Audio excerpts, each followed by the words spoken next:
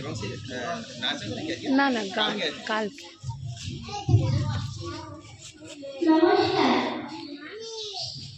কবি ভবানী প্রসাদ মজুমদারের আঙুল চোষার ফ্যাশা।